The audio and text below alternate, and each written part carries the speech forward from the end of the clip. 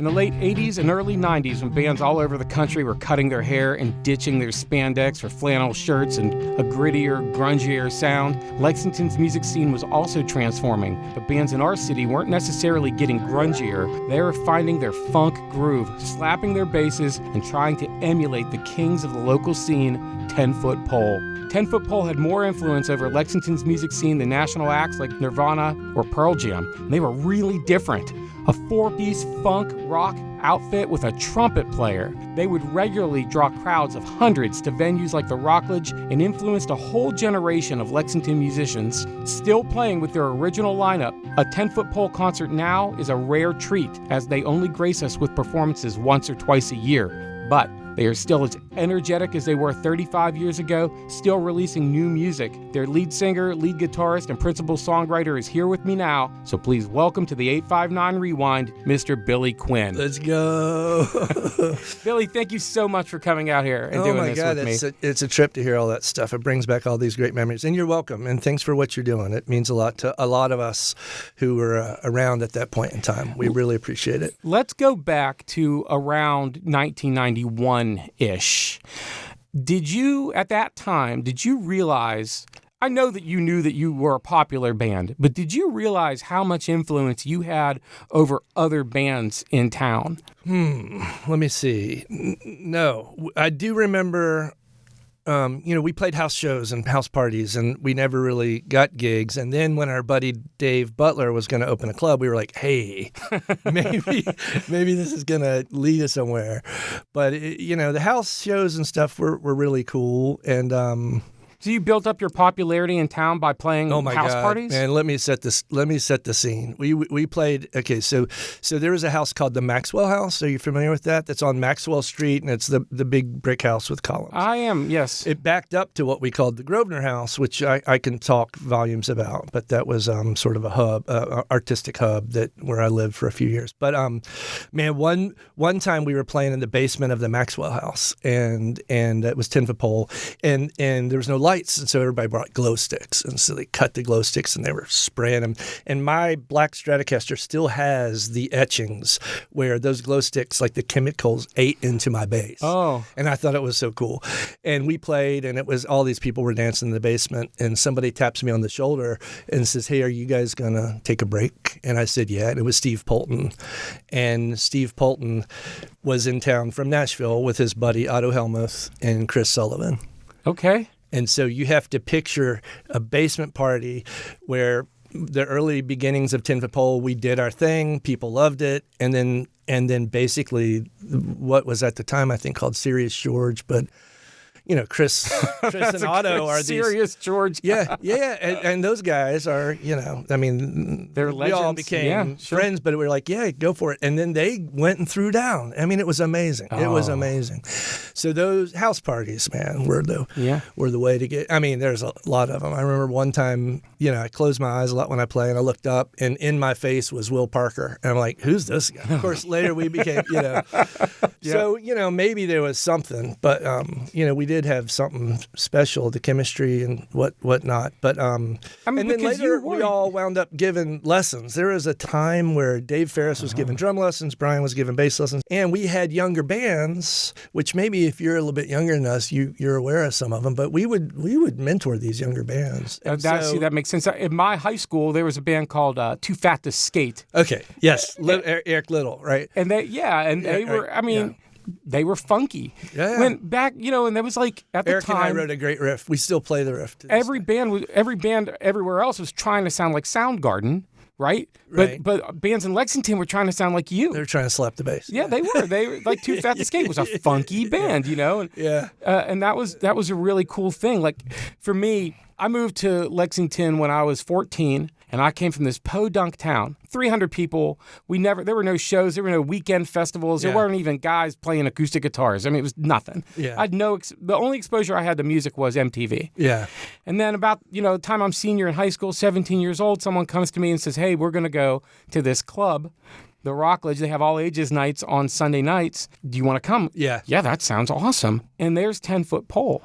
And the place is packed. Yeah. From the stage all the way to the door. You cannot move. You couldn't swing a dead cat in there. Yeah. and you guys are on stage absolutely just owning the crowd, blowing the roof off the joint. And for me, that was like the moment where I was like, holy crap. Yeah, right? This is where those bands on MTV come from.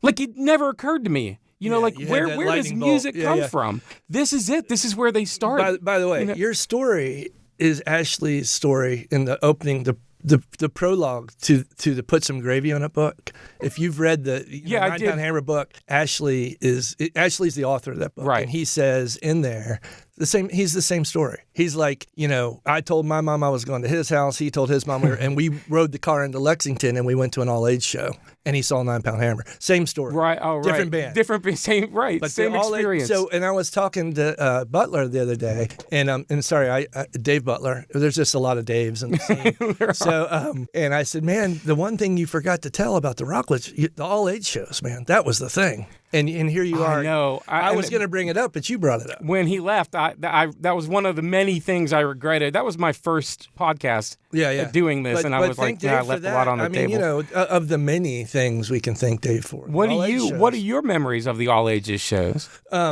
Well, it's exactly what you just described. They were life-changing moments for us and the kids and the audience. Yeah. And I tell you what, it brought a lot of guys in for guitar lessons. Because that's how I was making a living. I was playing, I was in college, but I was giving lessons and doing rock shows. And man, I tell you, I made some lifelong friends from that, like you mentioned, there's a band called Afterlife. Brandon Lewis was one of my students, and we're still chatting back and forth to this day. It's cool for you, I'm Eric sure, to Little, see all those guys. Someone who you started teaching, and now they're probably really good at their instrument. You had a big hand in that. Yeah, Tim from Afterlife was at our show at Christmas time. He came up from D.C. He actually he's lived all over the place, but he's living in D.C. now, and Tim Searles. Let's listen to a little bit of 10-Foot Pole just to give, if people don't know, a little taste of what they were missing back at this All Ages show. Here's Fuel to Keep Us Cool.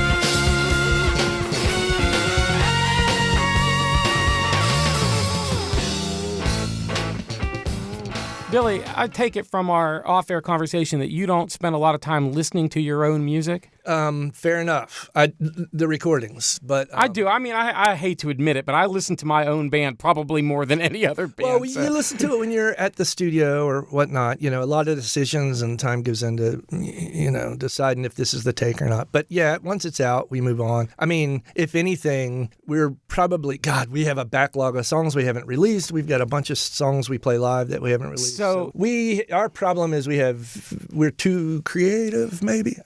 No, you can't be. I don't mean in terms of personality. I mean just like, man, we can write songs. But so here we are listening to a song from an album that I think came out like 1991 or around that time. It's called Quite Like Home. Maybe it's 94. How do you feel listening to that now? You probably haven't heard it in years. What did you think about when you heard that? Yeah, I don't remember us being as good as that sounds.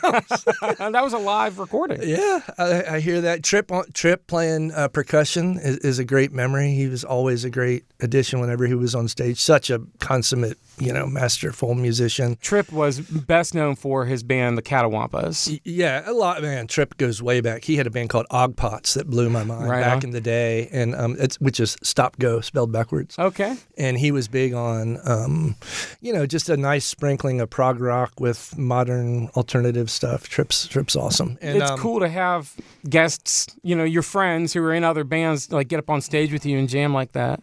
Yeah, we did that a lot. I tell you, but yeah, it reminds me that like Oh, yeah, we actually did kick ass. You did kick ass. Yeah, that's good. Speaking of friends and other bands, you had a pretty good relationship with Black Cat Bone. Oh, my God. Yeah. And I haven't had a lot of occasion to talk about Black Cat Bone on this podcast yet, which is insane because they're like 4, 5, 6 podcasts in.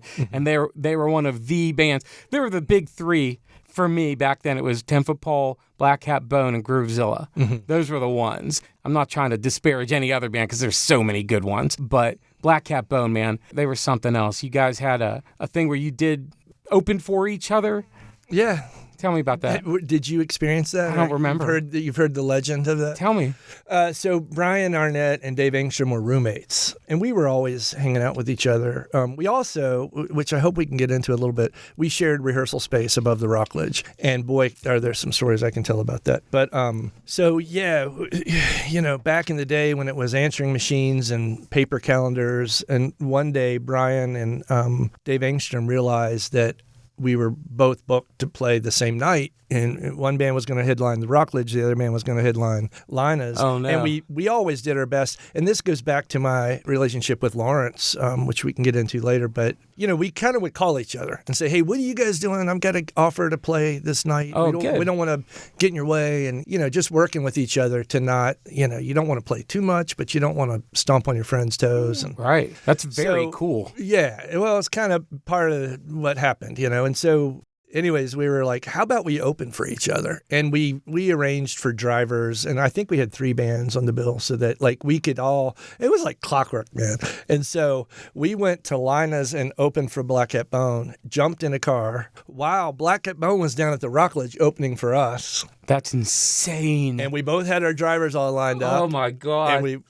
And we crossed town, and then we went and headlined the respective gigs. And laughed all the way to the bank. Dude, that's bringing tears to my eyes. That's incredible. It was just a funny... That's so ambitious.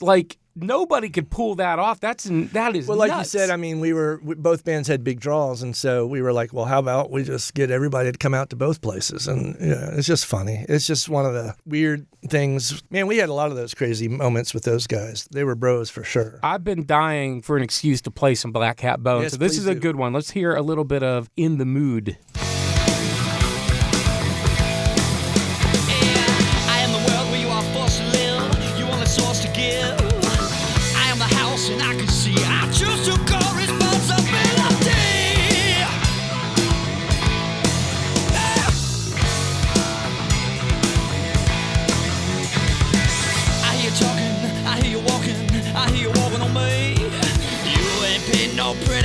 Cause you got nothing on me.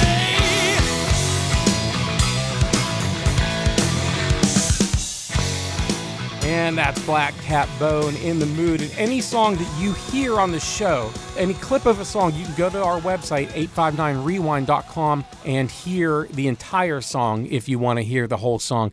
Now, Billy Quinn from 10 Foot Pole is my guest. Tell me about rehearsing above the Rockledge. I actually got to go up into that room. Oh, yeah. There was I had a few friends who were from... Do you remember how it smelled? It was a weird area. Yeah. I had a few friends, and maybe you'll remember them. They were 3 guys from Thailand. They called themselves Erosion, which was spelled with a Y. Erosion, like Y erosion. Okay. And they had their gear set up in the room with Black Cat Bone. I don't know. I remember being upstairs above the Rockledge thinking I shouldn't be here. Yeah. I don't know, how did I get up here?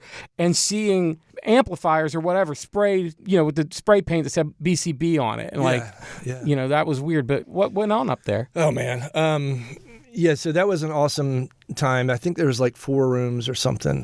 Dave Butler's band was there. We would split room. Our room was split with Black Cat Bone, so we had to trade rehearsal nights, and we were very much in the pocket with those guys. But I'll tell you a funny story. Skullhead was up there too. Skullhead. Yeah. That's who my friends were friends with. Skullhead was up there. They had the middle room, and we got to hang with those guys a lot. I'm going to tell you this great story. Let me set the stage. Okay, please.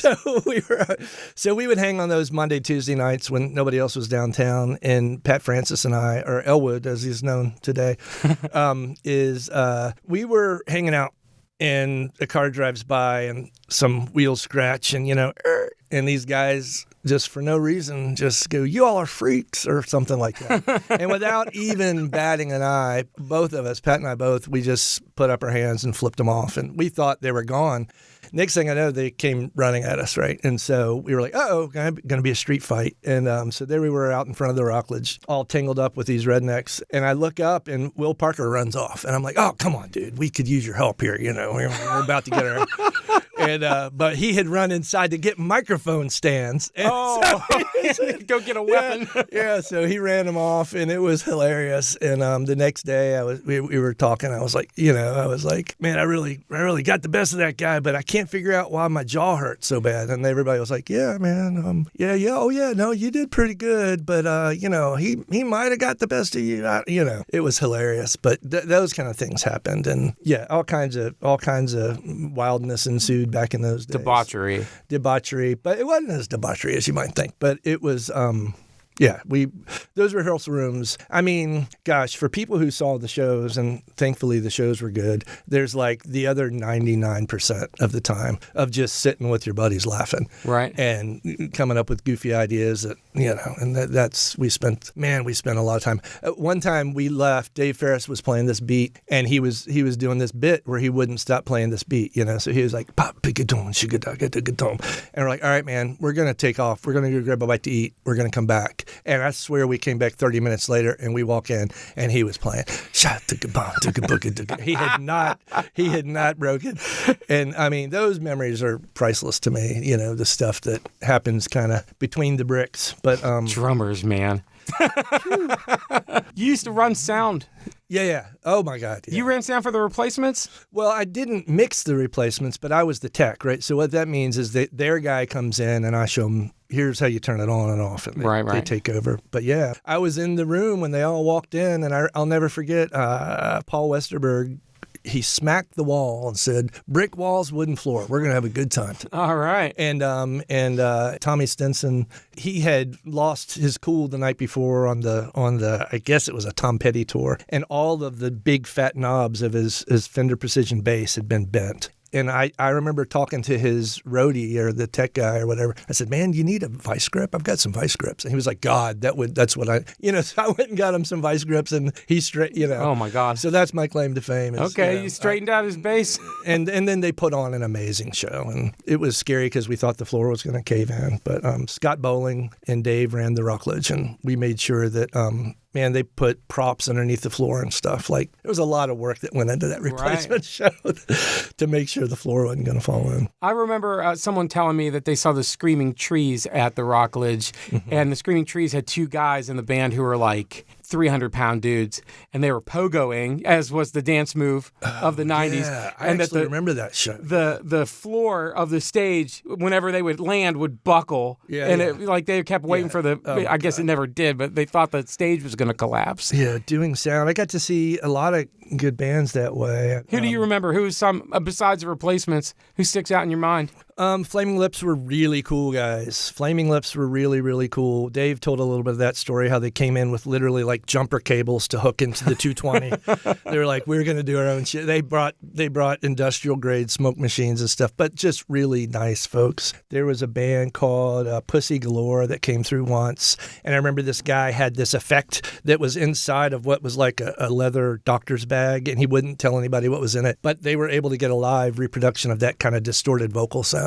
But he was real discreet. I'm not going to let you, And we busted ass to try to catch Primus the night they were playing, because it was in the early days. They weren't popular yet, but we knew about them, and we wanted to see them. But we were playing in Louisville that night, and we were not able to get back in time to see them. Dave said there's only 4 people there that night.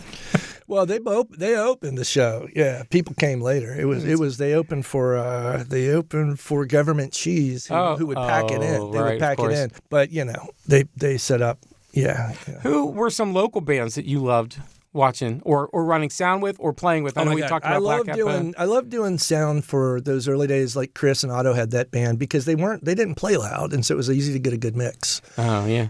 Yeah, any of those, like, so many local bands. I loved helping the younger bands too. So like I mentioned, Afterlife and some of those bands. Groovezilla? Let's talk about Groovezilla a I little don't think bit. I ever mixed Groovezilla, but yeah, oh my God, yeah, Groovezilla was a force, man. They were a force, and so I started going to rock. My first jaunt into like the alternative music scene was at a place called Great Scots, and I saw Gerard and Wendell playing a band called Third Heaven. They were doing what they were doing back then. And I had seen Scott Llewellyn and the guys in Black Sheep, which later became 9 Pound Hammer. And to me, that was like, okay, you know, because I was like all the other guys in high school. I had the Def Leppard haircut and I was shredding metal. Yeah, right? me too. Okay. But then when I saw Black Sheep and Blaine handed his guitar to Scott and then Blaine sang Tutti Frutti, I was like, okay, this is life-changing. These guys, it's all about the energy and the attitude, and you know we're not shredding metal anymore, right? And then I go and see Third Heaven, which is Wendell and Gerard, and I was like, and Wendell was shredding metal. Yeah, I'm like, still is. I was like, okay, this dude knows what he's doing. I remember actually at that show going, show me that lick. What was that thing? And he had just been out to the GIT, so you know we kind of go way back before the Groovezilla days. Right. Then they had a band called Bored and Dangerous, and so they kind of the iterations leading up to Groovezilla, but man, yeah, they were a force. And then later we hooked up and did G-Funk with them. Oh, you were in G-Funk? Yeah. Me and Brian were in G-Funk with them. Oh, I didn't know. G-Funk was a Halloween thing they did with all Groovezilla folks. Right. And then I mean, they were one of Lexington's most popular cover bands for a long time. G-Funk that's the most money I ever made. I'll tell you that. And so G-Funk. That's a bummer. Yeah. No, G-Funk was awesome. But you know, people shifted in and out, and ultimately me and Brian got in with them, and that was a blast. And even, you know, here's another little tie-in. Chad had some circumstances and was doing a fundraiser. He had a concert at Cosmic Charlie's. Chad Gravitt. And we couldn't, Chad Gravitt, the drummer for G-Funk and many, many other acts. And he was, hey, can you help out? And we were like, yeah, we'll help out. I don't know how, though. I'm not playing anymore, and my son's band is booked. And well, my son's band wound up volunteering themselves in the silent auction, and they made a lot of money selling themselves off to play your house party or whatever they did. Made a lot of money for Chad's cause, and then later played that house party and probably made more money in the tip jar at some wealthy person's Halloween party. Oh, yeah. Than they would have made if they had played, you know. And so the good karma was because when you have kids that play music, people think you're teaching guitar and bass, but really what we're teaching is, hey, you gotta be good vibes with your community, and you gotta help people out when they need help, you know. Let's listen to a little bit of Groovezilla and give people a taste of that. This one's called Our Time.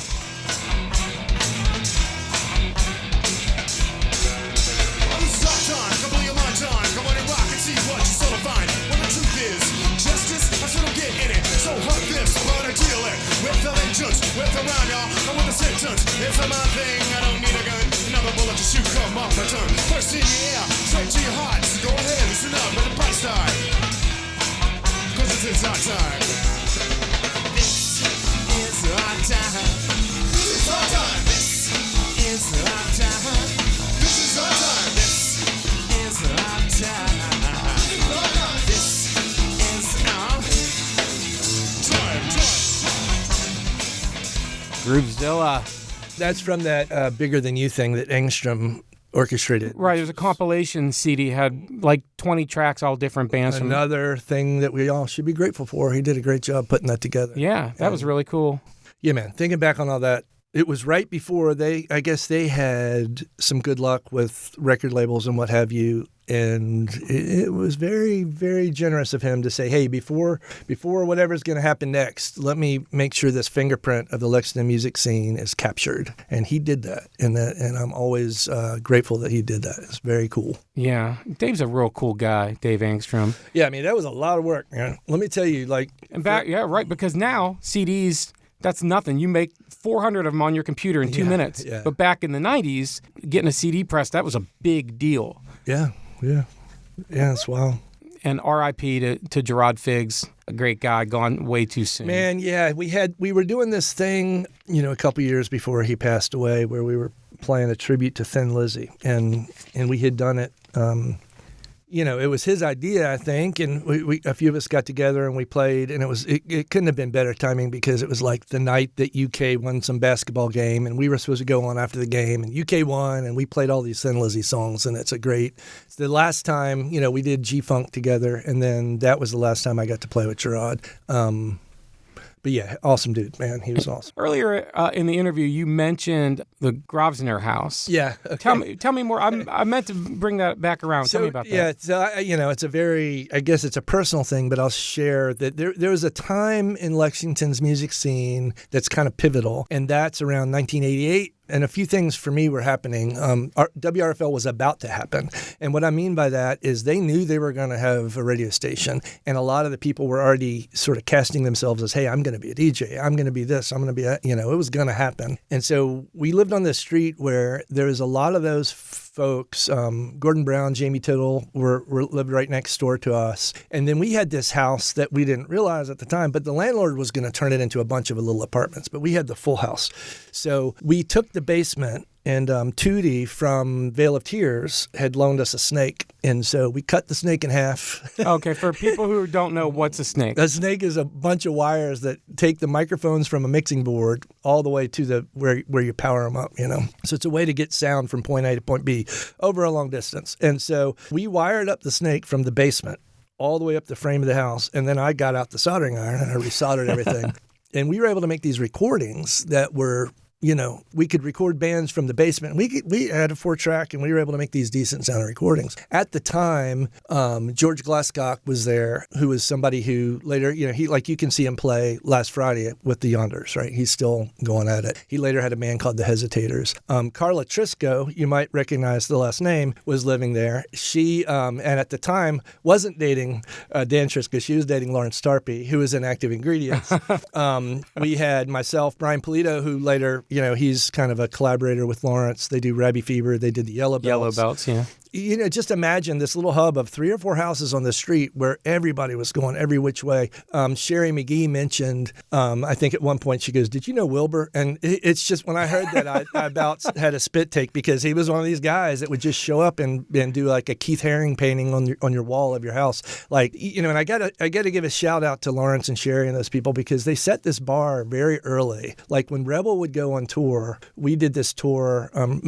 Rebel was a cover band, but we had original music. And so we were touring this record, and we were in Atlanta, and we turned on the radio and we hear Velvet Elvis, and we're like, oh shit, they're playing one of our local Lexington bands. That's cool. It was a shot in the arm, right? We got down to Florida in what looked like a beat up, rundown old Pizza Hut. And I'm like, well, we don't have a gig here. Nobody's coming. This place is abandoned. And sure enough, some guy shows up in a Scooby-Doo van and walks out all Shaggy-like.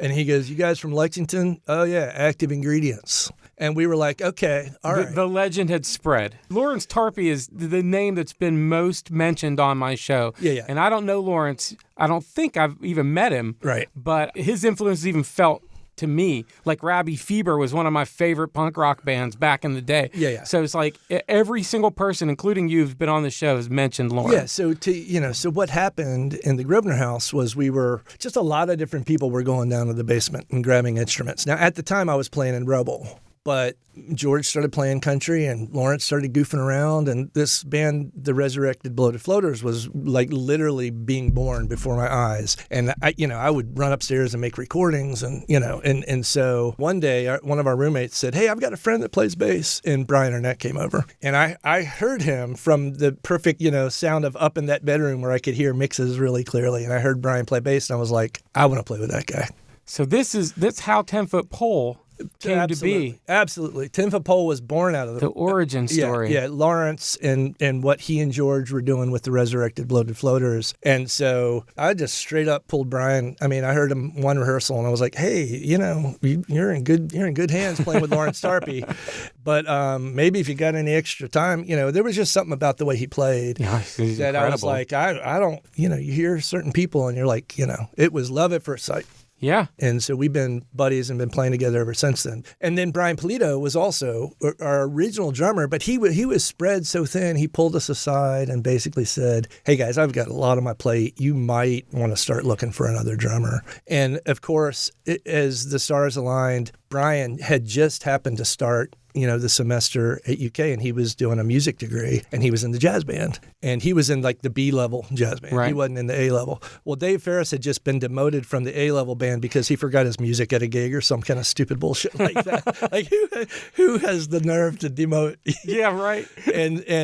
But stars aligned, and Brian and Dave got to play to each other, and here we were like minutes after Brian Polito had said, "Hey guys, I'm coming grad school. I got 3 other bands," and so Dave Ferris came, and it was hilarious because I remember I was like, I remember looking at Brian like, oh shit, like this is different, and I remember kind of saying, hey, we have potential to play on the road and stuff. Are your parents cool with that? And his answer was, my dad used to tour with Jerry Lee Lewis. And I was like, okay. Dave Ferris? Yeah, his dad's an amazing musician and played with everybody, and both bass and organ, and would have us out to the house, and he taught us how to play jazz, and he loaned me his real book, and a huge influence. Dave and his dad. So you were like you're a metalhead. And then you met Dave, and everything changed. I mean, that's sort of... Oh, yeah. Yeah. Okay, but you got... Okay, it's you, Brian, Dave, you're rocking out. Who looked at somebody and said, you know what, we need a trumpet player? Yeah, JT, what a collaborator. So he's a country boy. He came from Grafton, West Virginia, and he came to UK on maybe a marching scholarship. So he, to this day, can play the fight song on the spot. You say go and hit pop, pop, pop.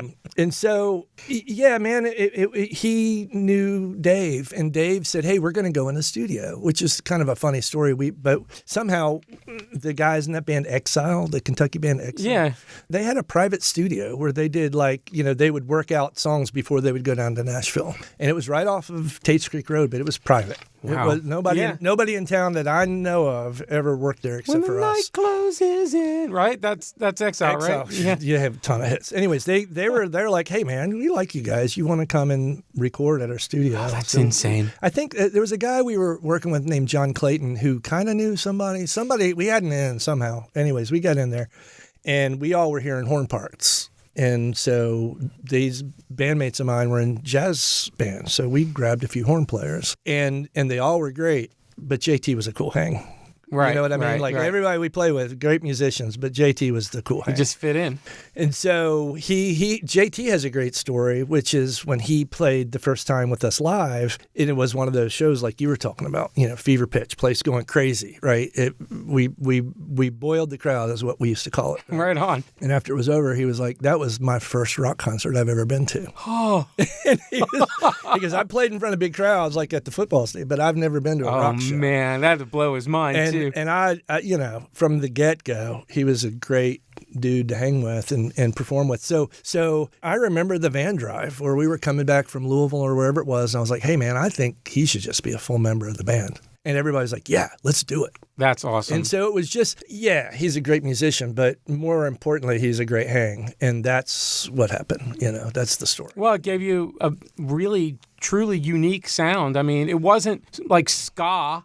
10-foot pole's not ska. And so when you see horns in a rock band outside of ska, you just don't see that. So you guys, I mean, it really gave you, it separated you, I think, Yeah, maybe. And it was, he's a hell of a good musician. And and he would, and we were, we did our share of jazz covers. We used to play Night in Tunisia and other things like that. But, he was just a quick study. Like I could hum a riff to him and he would get it. Awesome. Do you know what I mean? Yeah, I'm going to do this and why don't you do that? And we have recordings of us playing Fuel to Keep Us Cool without the trumpet going da da da da da da. But once you hear it with a trumpet, it's like there's no turning back, right? Yeah, so that's what happened. And then later, it's funny with Willie, who I always consider to be a band member. It's a 5-piece. Were you talking about Willie Eames? Who's Willie also a legendary figure in Lexington music history. Yeah, he started playing with Lily Pons. And Lily Pons was the band that Dave and JT and Willie had off to the side. And it was an amazing, amazing band. Yeah.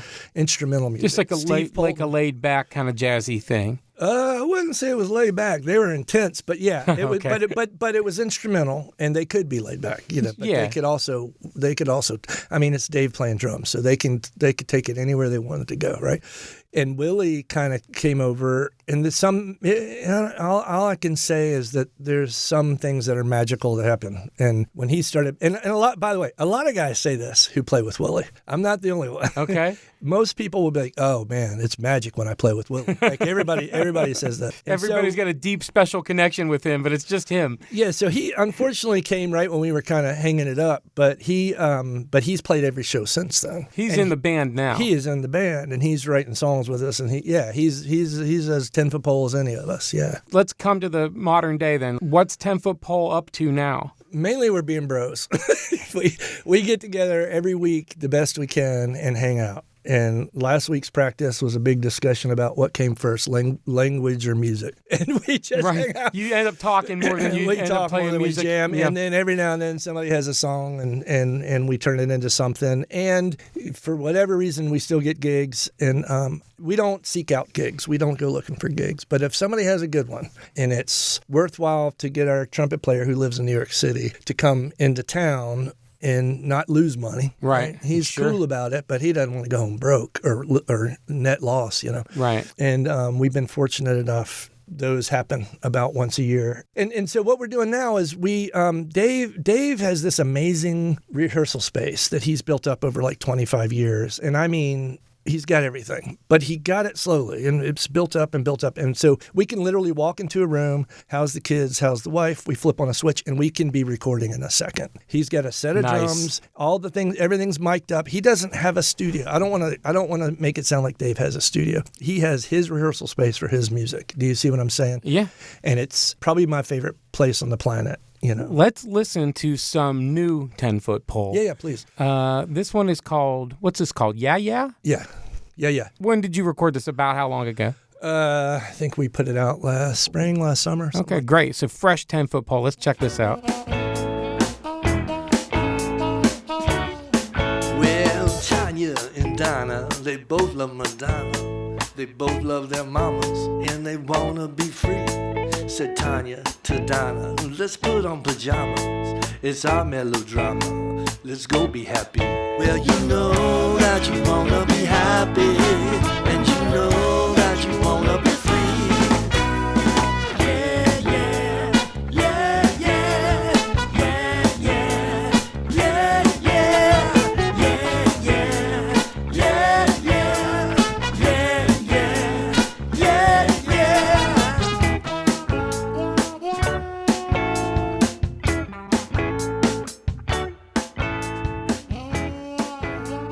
Billy, are you telling me that wasn't a proper studio recording? That's just you guys playing live together? It's Dave's spaceship. It's the best studio on the planet. That's incredible. Because it lets us get together without being together. And so when the time's right, Dave can press record. And when the time's right, we just noodle. And, and so he has the ability to, and Dave engineers it all in terms of the mics and all that stuff. And then, man, the truth is we can't all get together. And so for us to go into a studio I'm not saying it's impossible, but it's really hard. And so, but this way we can get together on a Monday night. How's the kids? How's the wife? Da-da-da, bonk-a-bonk, press record, got to go home.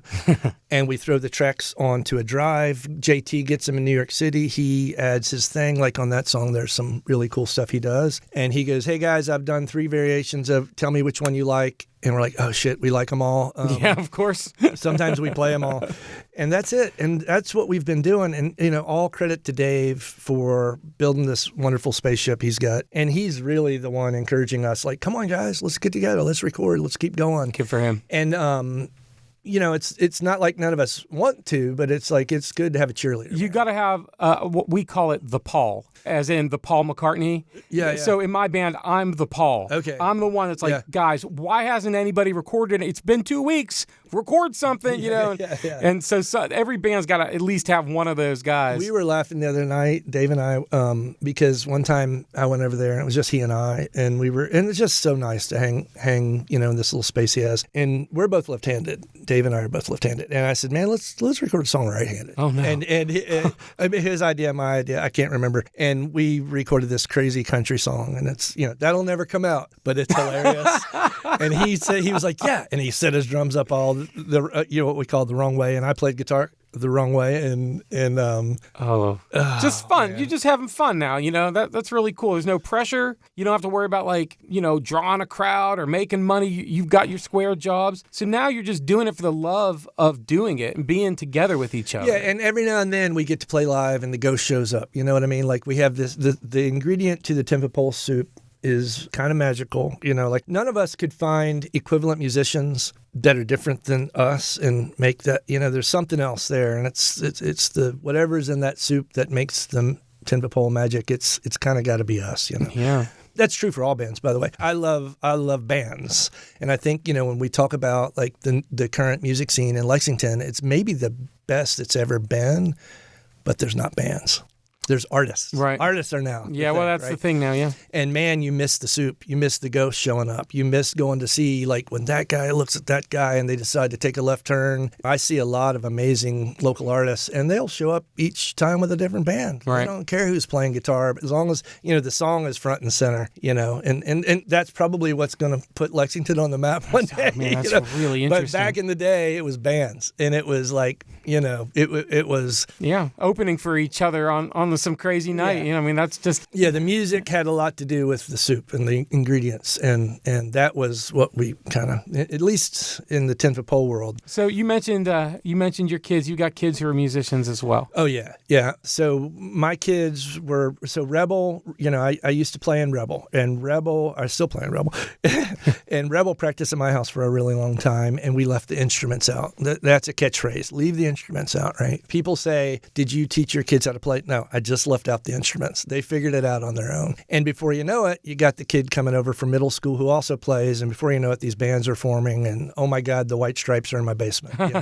Like that's what happened. And one of the best examples of that is Daisy Hellmuth was already kind of known as, she could play by herself, and she was writing these amazing songs. And at some point, she decided to kind of put a band together. And when I'm referring to somebody who was maybe in 10th or 11th grade, at the time that she did this. So my son Jack joined in with her, and they had a band called People Planet. And Daisy is the daughter of Otto Hellmuth. Otto, yeah. And all these kids kind of, our families know each other, and the kids kind of grew up together. And so... it was a perfect fit. Charlie Overman, who actually is one of these up-and-coming artists, who was also in that band, and Madeline Farrar was in the band too. And so they had this amazing band, and it sometimes, the parents, you would think we get in there and give them advice and stuff, but they got together and it was magic. And so when the magic happens, you just stay out of the way. Good. And Daisy's an amazing singer, an amazing songwriter, and much to our chagrin, is that the right word? Me and Otto were like, oh my God. They're better than you.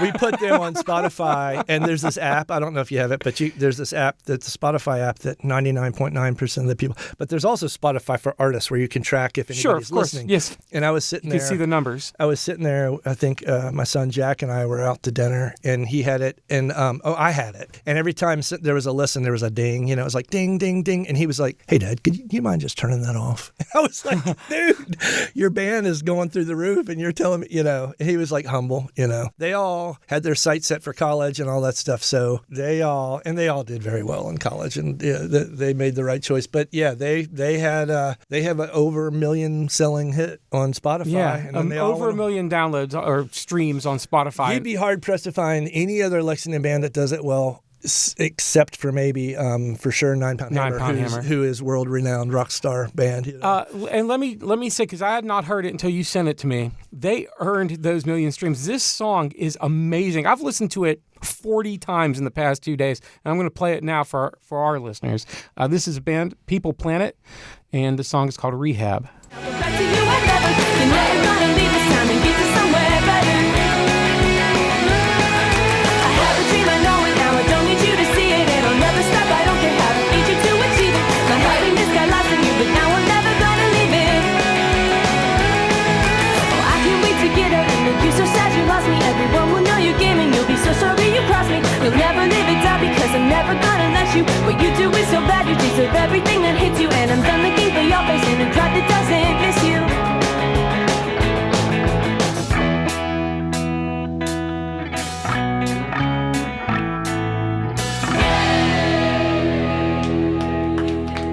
Billy, that's just absolutely incredible from your son and Otto's daughter and some other kids, and that's got to make you so proud. Yeah, absolutely. And I love hearing it because, Otto did an amazing job mixing it, and he recorded the whole thing and mixed it. It sounds great. What does your son think about your band?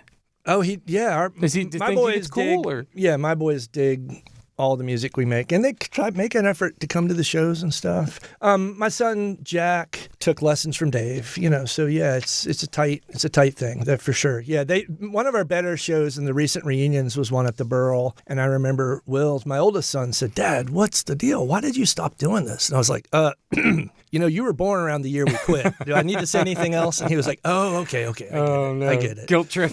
Yeah, and I was like, you did because you asked. But that's kind of what happened, right? We never really broke up or anything. We all stayed buddies. But it was like, hey, I'm getting married and having kids and getting jobs, and everybody was like, yeah, me too. And that's what happened, right? And we didn't really break up. We just kind of put the lawnmower in the shed and pull it out every now and then to make sure it still starts. And I mean, but that's got to be super cool for your kid to see you in a completely different light. I mean, he's used to you being his dad, and then he gets old enough, finally goes to a club, and then you're up there rocking, and you still rock like you did when you were in your 20s. I mean, you're up there kicking ass, right? I don't know about that. I've seen it, and so that's got to be wild for him. And it's got to be satisfying for you, What's 10 Foot Pole? You've got a show coming up soon, like in a few days. 10 Foot Pole, August 22nd at the Chevy Chase Street Fair, which I think is tomorrow. And Rebel is playing at Thursday Night Live on September 10th, which is a Thursday. Of course, Thursday Night Live. Yeah, those are the two shows coming up. That's awesome. I'm definitely going to be down there for both of those shows. I can't wait. That's going to be so cool. Billy, thank you so much for coming in here. You bet. And what a fantastic conversation it was. I didn't know what to expect, honestly, but we went down memory lane together, hand in hand. It's been fantastic. It's been really fantastic. Thank you so much. I tell you what, aren't we lucky that we've still got folks that can come and talk to you and remember all this stuff? I mean, good thing you did it now, because if you waited 5 more years, I don't think we'd be we're already lost too many. I know. And and the 90s and the late 80s, it was too good a time in Lexington to let it be forgotten. And that's why I'm doing this. I'm making an archive so people can go back and listen and say, yeah, I remember that too. I remember it. I agree. And I'm thanking you so much for doing it. Thanks, as always, to Joe Conkright and everyone here at WUKY for making this show happen. Don't forget, any song clip you heard on the show, you can hear the full song on our website at 859rewind.com. Also follow us on Instagram at 859rewind. And remember, every band is a local band somewhere, so support your local music scene and support your local musicians.